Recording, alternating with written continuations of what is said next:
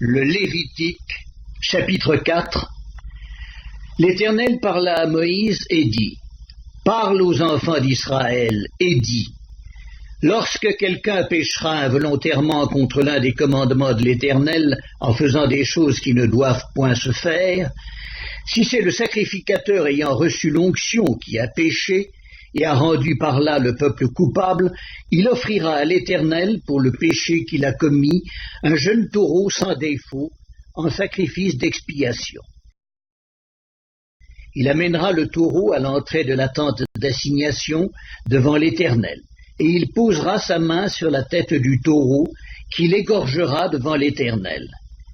Le sacrificateur ayant reçu l'onction prendra du sang du taureau et l'apportera dans la tente d'assignation. Il trempera son doigt dans le sang, et il en fera 7 fois l'aspersion devant l'Éternel, en face du voile du sanctuaire. Le sacrificateur mettra du sang sur les cornes de l'autel des parfums odoriférants, qui est devant l'Éternel dans la tente d'assignation. Et il répandra tout le sang du taureau au pied de l'autel des holocaustes, qui est à l'entrée de la tente d'assignation. Il enlèvera toute la graisse du taureau expiatoire, la graisse qui couvre les entrailles et toute celle qui y est attachée, les 2 rognons et la graisse qui les entoure, qui couvre les flancs, et le grand lobe du foie qu'il détachera près des rognons. Le sacrificateur enlèvera ces parties comme on les enlève du taureau dans le sacrifice d'action de grâce, et il les brûlera sur l'autel des holocaustes. Mais la peau du taureau, toute sa chair, avec sa tête, ses jambes, ses entrailles et ses excréments, le taureau entier, il l'emportera hors du camp, dans un lieu pur, où l'on jette les cendres, et il le brûlera au feu sur du bois. C'est sur le tas de cendres qu'il sera brûlé. Si c'est toute l'assemblée d'Israël qui a péché involontairement et sans s'en apercevoir, en faisant contre l'un des commandements de l'Éternel des choses qui ne doivent point se faire, et en se rendant ainsi coupable, et que le péché qu'on a commis vienne à être découvert, l'assemblée offrira un jeune taureau en sacrifice d'expiation, et on l'amènera devant la tente d'assignation. Les anciens d'Israël poseront leurs mains sur la tête du taureau devant l'Éternel, et on égorgera le taureau devant l'Éternel. Le sacrificateur ayant reçu l'onction apportera du sang du taureau dans la tente d'assignation. Il trempera son doigt dans le sang, et il en fera 7 fois l'aspersion devant l'Éternel, en face du voile.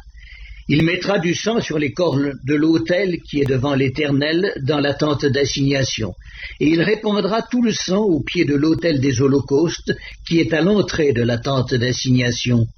Il enlèvera toute la graisse du taureau et il la brûlera sur l'autel. Il fera de ce taureau comme du taureau expiatoire, il fera de même. C'est ainsi que le sacrificateur fera pour eux l'expiation, et il leur sera pardonné. Il emportera le taureau hors du camp, et il le brûlera comme le premier taureau.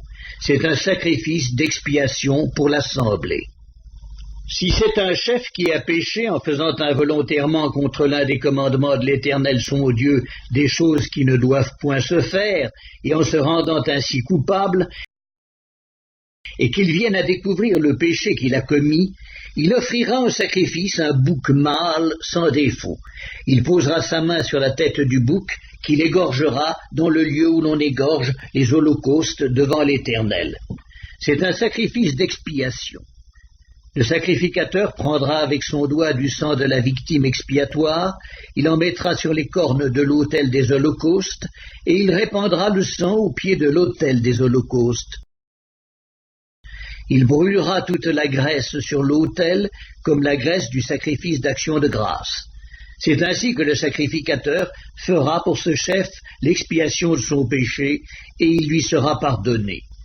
Si c'est quelqu'un du peuple qui a péché involontairement, en faisant contre l'un des commandements de l'Éternel des choses qui ne doivent point se faire, et en se rendant ainsi coupable, et qu'il vienne à découvrir le péché qu'il a commis, il offrira en sacrifice une chèvre, une femelle sans défaut, pour le péché qu'il a commis. Il posera sa main sur la tête de la victime expiatoire, il l'égorgera dans le lieu où l'on égorge les holocaustes. Le sacrificateur prendra avec son doigt du sang de la victime, il en mettra sur les cornes de l'autel des holocaustes, et il répandra tout le sang au pied de l'autel.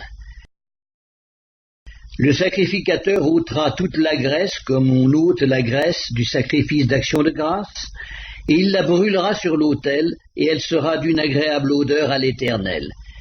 C'est ainsi que le sacrificateur fera pour cet homme l'expiation, et il lui sera pardonné. S'il offre un agneau en sacrifice d'expiation, il offrira une femelle sans défaut. Il posera sa main sur la tête de la victime, qu'il égorgera en sacrifice d'expiation dans le lieu où l'on égorge les holocaustes. Le sacrificateur prendra avec son doigt du sang de la victime, il en mettra sur les cornes de l'autel des holocaustes, et il répandra tout le sang au pied de l'autel. Le sacrificateur ôtera toute la graisse, comme on ôte la graisse de l'agneau dans le sacrifice d'action de grâce, et il la brûlera sur l'autel comme un sacrifice consumé par le feu devant l'Éternel. C'est ainsi que le sacrificateur fera pour cet homme l'expiation du péché qu'il a commis, et il lui sera pardonné.